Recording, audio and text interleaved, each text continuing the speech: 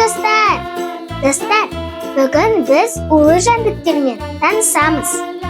Достар, сендер улы жәндіктерді білесіңдер ме? Улы жәндіктер деген ол өте қауіпті.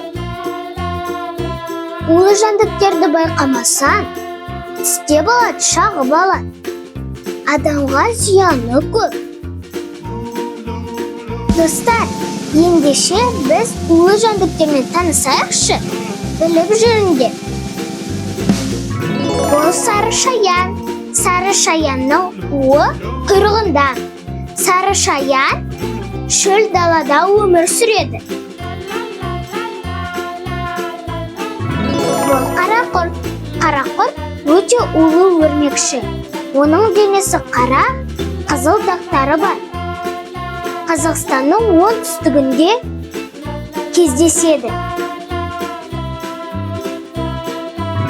Бұл кене.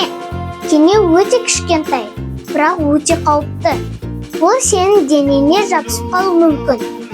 Сені шағып алса, ауру тудырады. Бұл ара. Араның түрлері өте көп. Араның уы аллергиясы бар адамдарға өте қауіпті. Бұл улы отты құмырсқа. Оның шаққан жері күйдіргенде әсер етеді. Ол оңтүстік Америкада кездеседі.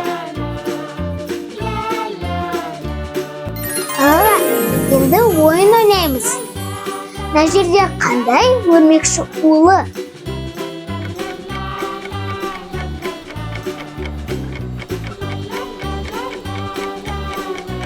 Кім тапты?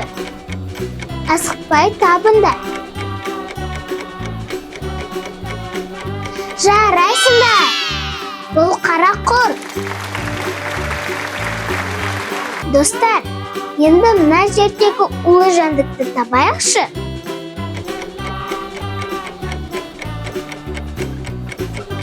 Кім тапты? Асықпай табыңдар.